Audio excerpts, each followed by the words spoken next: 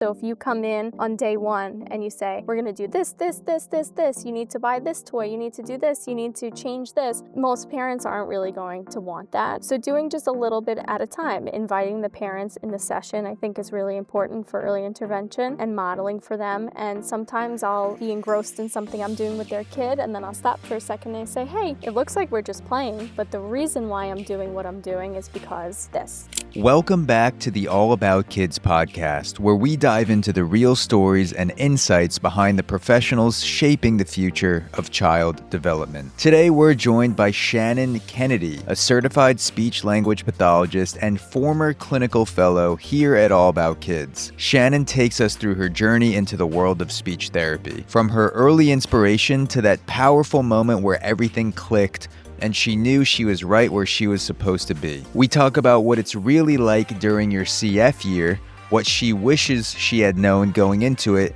and how she's learned to navigate one of the most important and often overlooked aspects of the job, the parent-therapist dynamic. Shannon also opens up about misconceptions around the SLP field, how to spot burnout, and what keeps her inspired. Plus, she shares her favorite tools and toys for therapy sessions and gives thoughtful advice for grad students and future CFs stepping into the field. Whether you're an aspiring SLP, a seasoned therapist, or someone who just wants to understand the heart behind this work, this episode has something for you. Let's get into it. Shannon Kennedy, thank you for joining me on the All About Kids podcast. Thank you for having me. I think a good place to start would be your origin story as an SLP, as a speech language pathologist, because therapists come from all different places, all different backgrounds. Everyone has a different reason for why they got into it. So what drew you into the world of speech pathology? Sure. So, I have a little brother, and he's about 5.5 years younger than me. And when he was little, he had a speech delay, so he had lots of service providers like speech, special instruction coming to our house. And I was always so interested with what they were doing. It kind of looked fun. They're sitting in my living room and playing. And thankfully, a lot of these providers were willing to let me hop in and kind of see what was going on in the session. So as I got older, I kept gravitating towards teaching, but something would always bring me back to speech. I really like the one-on-one aspect, the small group aspect, and also the family aspect of you're not just working with the child, you're working with their parents and their teachers and things like that. So ultimately, when I was applying to colleges, I decided to go for speech instead of teaching, and I fell in love with it. Do you remember any moments when you were watching your brother or when the SLPs were working with him where you thought like this is something that's catching my attention, this exercise or this movement or maybe a session that just stuck out to you? Mhm. I was pretty young, so a lot of the things that I remember are things people have told me. So my parents Yeah. told me that even during sessions, my brother would be babbling and he would say blah blah blah blah blah, and even the therapist would say, "What?" And everyone would say, "What?" I say, "He wants a cookie." And the therapist is Yeah. like, "Oh," they would say, "I see. That's kind of your translator." And they say, "You would be a good speech therapist." So I remember hearing them say that and me being like, "Oh, maybe I'll consider that." But, when you're 5, you probably wanna be like a ballerina or an astronaut instead of a speech therapist, so those were things that Yeah. really didn't affect me until I was older, and I said, "Okay, maybe that is a skill I have working with young kids."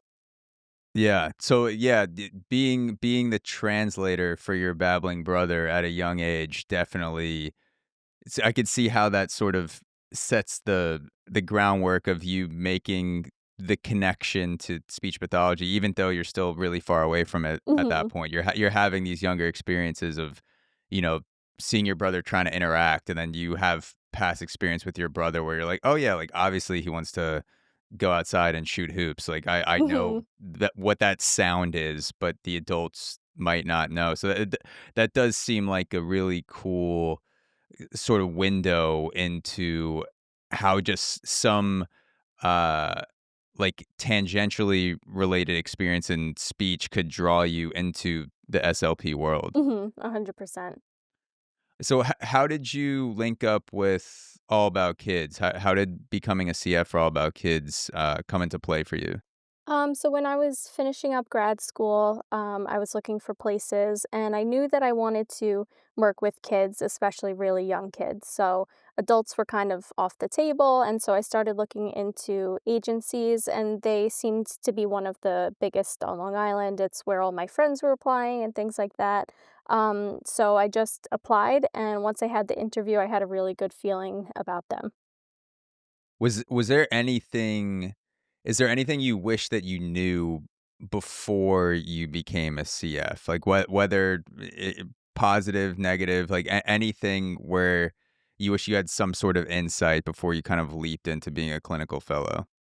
There's, a lot of things. I would say one big thing is how much independence you would have. So, one thing I really like about All About Kids in particular, but also being a CF, is that you always have a supervisor who's there to provide input and guidance. But in comparison to grad school, where maybe things were being a little micromanaged and you had to hand in paperwork and all this different documentation, you still have to do that with your CF, but you have free range of the therapy session. You can do pretty much whatever you want as long as it's within the scope of what you're working on with Yeah. that child. So I kind of wasn't anticipating that freedom. And I think if I had known that was coming, I would have been maybe a little less anxious and a little bit more excited to kind of find my own way rather than fit the mold of somebody else like you do when you're in your placements in graduate school. Yeah, it is funny because, whatever people end up doing, whether it's, SLP or, accounting, lawyer, I feel like everyone has this sort of desire to gain more freedom as they're going through school. But then once you're given the freedom, it can become super scary where you don't have any sort of template. No one's telling you exactly what to do. You don't have a teacher that's basically like laying out when you walk in every day, like this is going to be the syllabus for the next 2 to 3 months. You're kind of just, like, thrown into the tide pool, and you have to learn how to swim. Was there a specific moment where you were like, "Alright, this definitely is not grad school anymore, like, I'm kind of, like, in the mix right now with the freedom," where you had to deliberately make a choice for yourself, you weren't told what to do? Mhm. Yeah, that's a good question. I would say it happened a couple of times. A lot of my students had goals on their IEP, which you do have to follow, where they were just way too advanced. Like they're never gonna achieve this in this year, let alone like by these, increments we have. And so I would ask my supervisor, like, what should I do? What should I work on? And she's like, you're the SLP. You know that they're not able to achieve these things yet, so work on something more simple, and you have the freedom to do that as long as you're building up to that goal. So I felt like in grad school, it was always like the IEP is a legal document, you have to follow it, and that's true. But I felt like, oh no, this kid has articulation errors. I can't be working on language. I can't be working on vocabulary.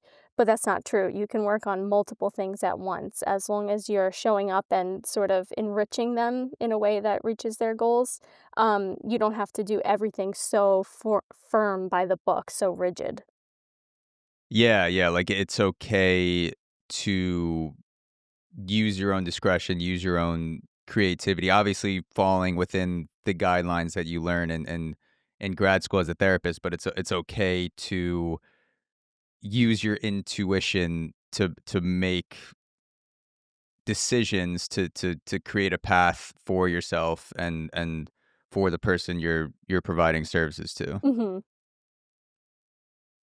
When you were making the transition from grad school to CF, is there is there a moment where you maybe or let me rephrase that. Is there something that you would give someone advice towards now who may be in grad school as an SLP who's about to transition to becoming a CF? Something that might uh, give them a little bit of insight into that transition. Mhm. Definitely. There's a couple of things, and I mean, I'm still learning. I'm only in my second Yeah. year. I know I'm gonna be learning for my whole life, but There's a couple of things kind of recently. I've been talking to some of my friends who are teachers and are kind of struggling with the same thing. Like you're in a new environment, you're trying to build confidence and make it work. So the two things that I have in mind right away are number one is that showing up is just important. As long as you're there and you're engaging with the child in one way or another, you're in a good spot to start, right? Your lesson plan doesn't have to go perfectly. The child might not like what you have planned that day, but as long as you're there and you're present in the session, you're already doing half the work. You're engaging the child. Hmm. Um, and another one that I actually read online recently and it really resonated Yeah. with me was that you can't make a child or a parent or a client do anything. So, as a speech therapist, I have a lot of early intervention clients and I want to hear them say their first word. I want to hear them, express their wants and needs, but I can only provide the modeling, the foundation, the teach the parents the strategies for those things. There's nothing that I can do that will physically make this child speak. And Yeah. so that kind of took a lot of burden off my shoulders reading that because I y that's how I'm measuring my success Yeah. is through this family and this child, and no, it's up to them to ultimately apply those things and earn those skills. Yeah. You're just like shaking the kid like Adam Sandler and Billy Madison, like, "Say something before my CF year's over. That's I so wanna hear true. those words. Yep. Stay in school, but say those words." Um, but yeah, that is a good point that, like, you can't, force thing like, when you try to force something to happen, it can almost backfire on you. Like, you're gonna you may be doing something to, sort of fulfill your own I don't know if I would call it, like, jealousy, but, like, your own desire to see something happen before it was meant to happen as an SLP instead of just letting the kid do it, and I imagine that that's pretty hard as someone who is spending, at least a few days a week with a kid, depending on your service schedule, where you're like, okay, it's been this much time. I want to hear them say something like, I'm gonna move on soon. I want to reach these milestones, like it says in the textbook. So Mhm. that seems like that would be something that's difficult to navigate. And so, like, when you have a different career, like maybe in sales or something like that, you have kind of a measurement of your success, like, oh, I sold this many houses or sold this many books or whatever.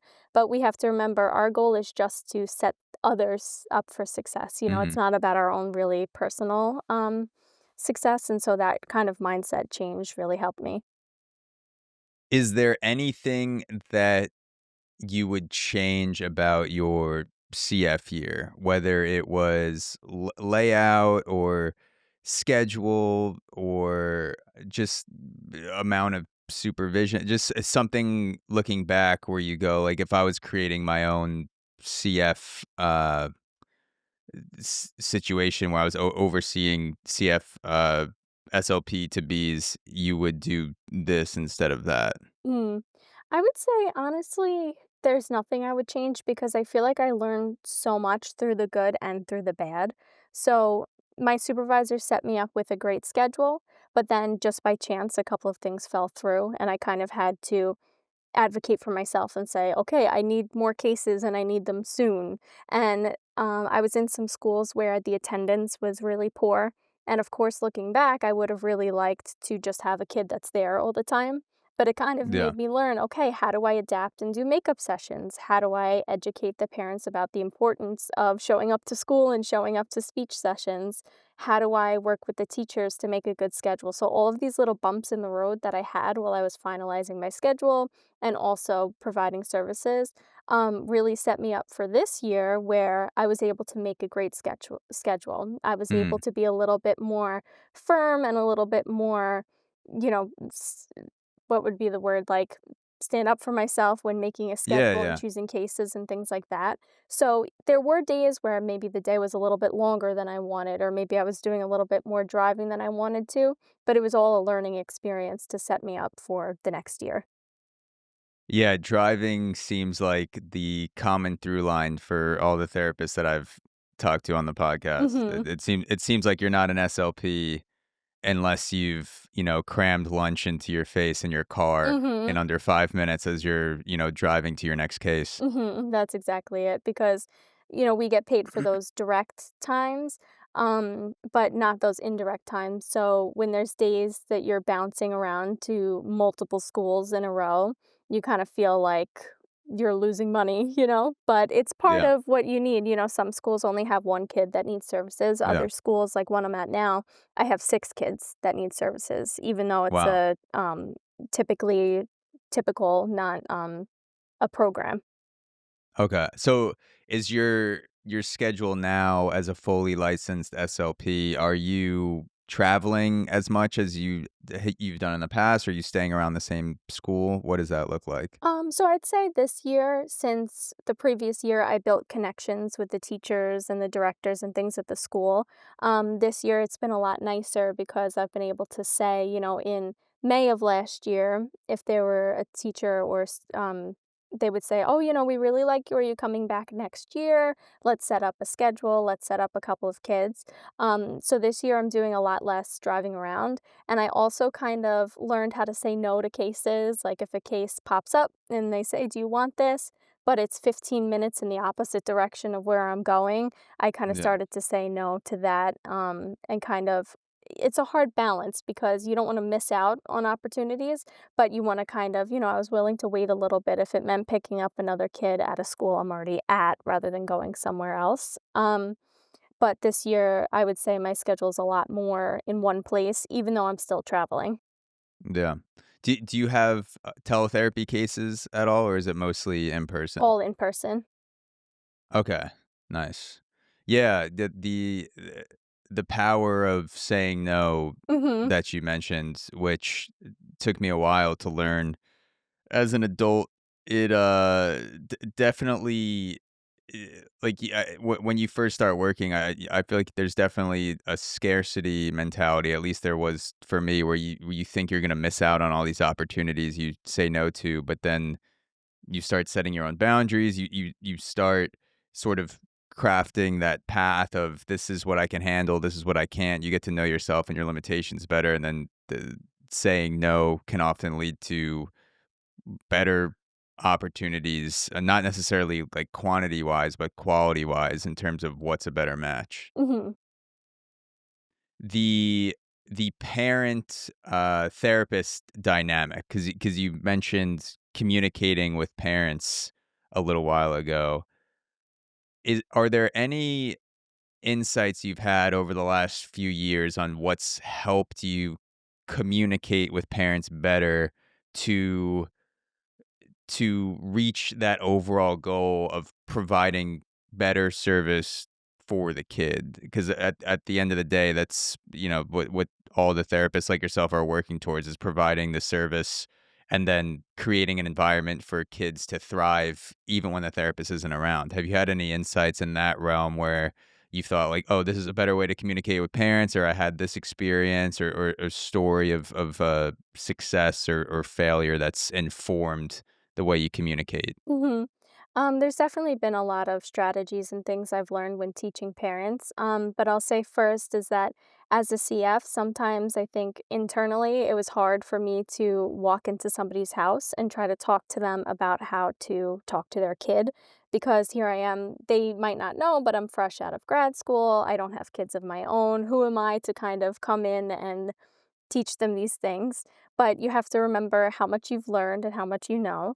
And then some actual like concrete strategies that I find that work is kind of meeting the parents where they're at and then lifting them up from there. So if you come in on day one and you say, we're going to do this, this, this, this, this, you need to buy this toy, you need to do this, you need to change this, most parents aren't really going to want that. So doing just a little bit at a time, inviting the parents in the session, I think is really important for early intervention, and modeling for them. And sometimes I'll, be engrossed in something I'm doing with their kid, and then I'll stop for a second and I say, "Hey, it looks like we're just playing, but the reason why I'm doing what I'm doing is because this."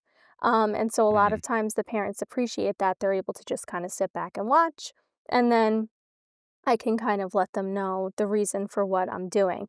And I try to use a lot of things that they have in their house already.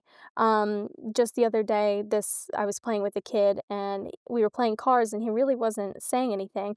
And he had car ramps and things, but it was put away. So I took out a book and I made the book into a ramp and I said up and down, under, Yeah. over. And his mom was like, "What? Where did you think to use the book like that as a tool?" I said, "You just work with the kid. He was enjoying what we were doing. He didn't want the ramp, and we took it, made something into something new and exciting." Yeah, no, that's a good point. Using your resources and being able to work on the fly seems like such an important attribute for therapists to have, especially since, if you're doing home visits, your base is different every place that you're going to. So learning to adapt and learning to use those different tools seems very important. And it's really important to be flexible as a SLP who travels because when you're in homes, a lot of times there's distractions and things going on. When you're in schools, sometimes they don't have a table and chair for you. So you have Yeah. to kind of learn to adapt and find ways that you can still complete your activities, but in a way that fits the mold of where you're going because it's not really your position to change those things, you Yeah. know? Have you ever had like a sticky situation with a parent where maybe the vibe was off or miscommunication that you ended up figuring out, but at first it was like kind of a struggle to get to where you wanted to be with the three-way communication with you, the kid, and the parent? That's a really good question because I just was dealing with something like that recently. Yeah. So one thing I really try to do is kind of pay attention to the parents' reactions to different things I'm doing. I'm not there to discipline the child, but if maybe I say, "Oh no, we're not playing Mr. Potato Head yet," some parents are very defensive and say, "Oh no, we don't say no." Other parents are like, "Stop, get out of there," to the kid. So I kind of try to gauge where they're at and kind of like just push a little bit beyond that. I'm not going to come in and just say, no, no, no. So recently I was telling a family, I say, you know, this student, he's getting really close to putting that sentence together. I want crayons. I want a toy. So I said, what I do is I hold the object and I kind of wait a second and wait for him to fill in the blank. And the next couple of sessions, the parents were really like watching. Anytime I would say, I want, and I would freeze, they'd like stare at me. And I Mhm. kind of realized something was going on. So I realized I think they thought that I was withholding everything from him until he would make a sound or say a word. And Yeah. so I kind of judged Like their you're playing body keep language away. exactly like, you can't have this until you say a sound. So I said, "Oh, I just wanted to make it clear when I'm withholding something from him, it's just for a second or two, just until I get even eye Mhm. contact or a little sound." But I said, "I'm not going to sit here for minutes and minutes at a time and wait for him to Yeah. speak." And I could see them kind of relax and say, "Oh, okay, that makes sense. That's what we do too." And so without kind of addressing that I realized there was a misunderstanding, I just clarified myself to make sure that they were understanding that their kid was still having fun. Yeah, yeah, like it wasn't a taunt, you were just waiting for some sort of signal, like you said, eye contact or some sort of recognition of the thing that the kid wanted. Yeah, and it was You're only not you're for a not like moment. Yeah. Yeah, you're not like holding a cupcake on a string and just like pulling it away from them when they reach for it. Mhm. But that's something I think deserves more recognition about SLPs is the fact that you're not only navigating so many different styles of communication with kids, but you're also encountering so many different parenting styles. Parents can be more aggressive, parents can be more laid back. There's an entire spectrum of everywhere in between. Some parents never tell their kids no, some parents only tell their kids no. Mhm. So I do think that SLPs deserve more credit for basically, like, it is a part of the job, but it's also an unspoken part of the job where you're kind of, like, therapizing parents too while you're interacting with the kid because you need everyone to work together. Exactly, yeah. So the parents, especially in early intervention when you're in their house, are such a big piece, that parent training. And so you have to find a balance between interacting with the parents, with the kids, and not pushing the boundaries of what their family rules are and things like that. Yeah.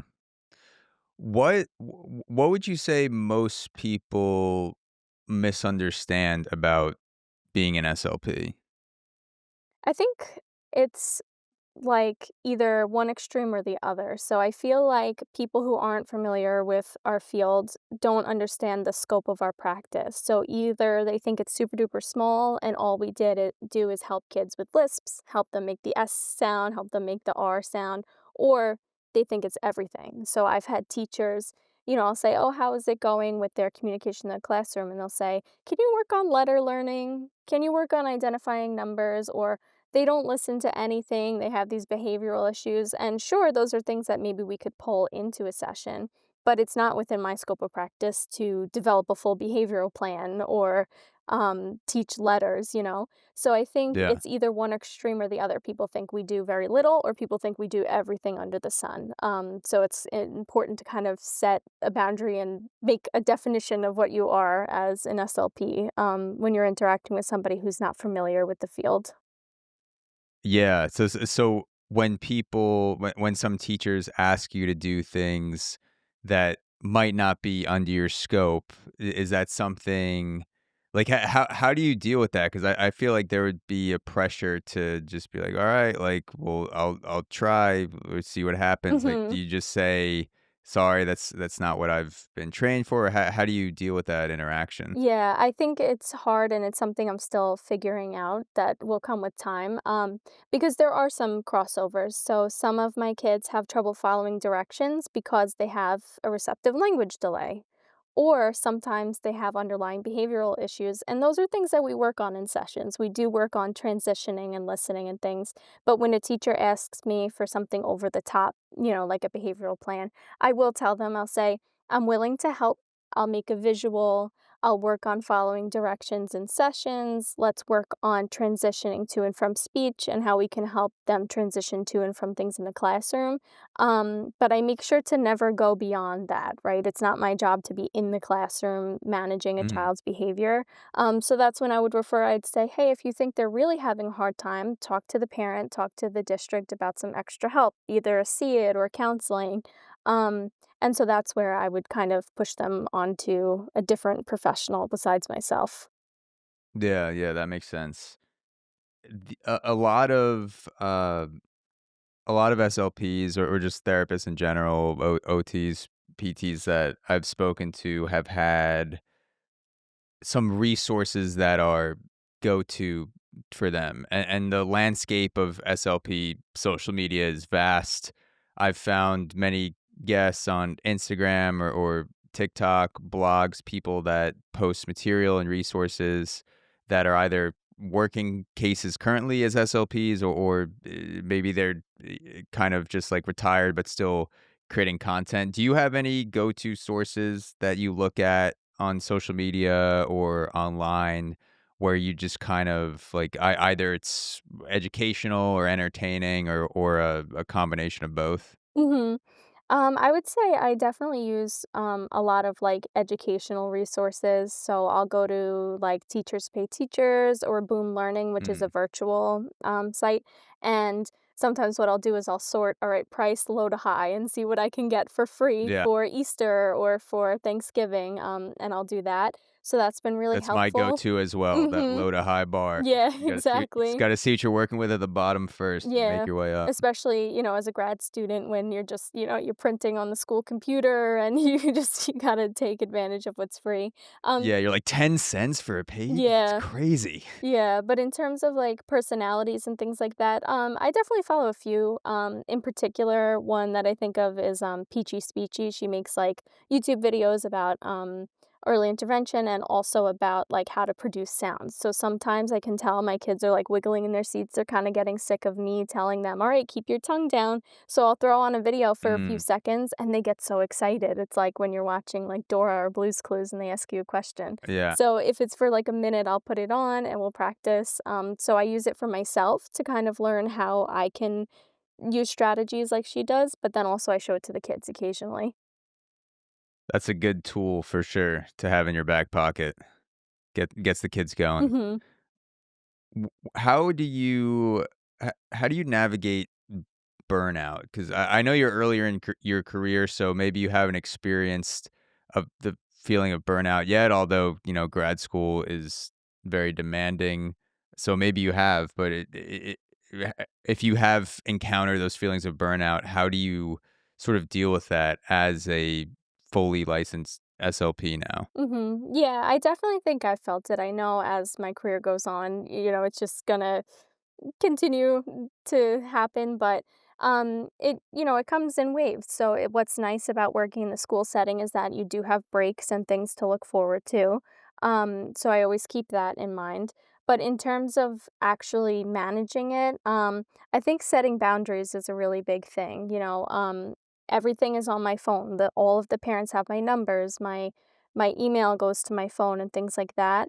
And I had to kind of learn that, if a parent is texting me Saturday night, well, I wouldn't expect them to respond to me, so they can't expect me to respond to them. So I actually made like a setting on my phone where like I mute a certain group of all my kids and things like that Mm. because it was so tempting. If somebody has a quick question, yeah, I want to answer, but I'm having dinner or things like that. And people have busy schedules, so I consider that too. Sometimes the parents aren't available until the afternoon and things, but you have to set your own rules. I'm available between this time and this time. And if, you really can't work before or after, that's okay. It's okay to set those boundaries.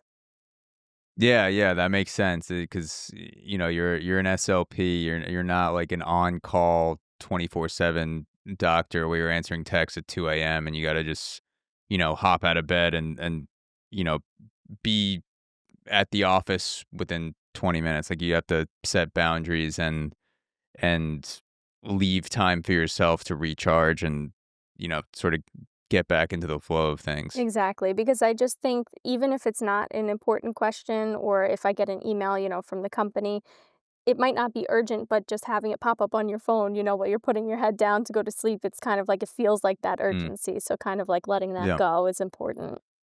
Yeah. So to end off, we do have a decent amount of, I would say, college students, maybe like 20 to 25-year-old people that seem to listen to the podcast that are either already in the SLP field or maybe thinking about becoming an SLP.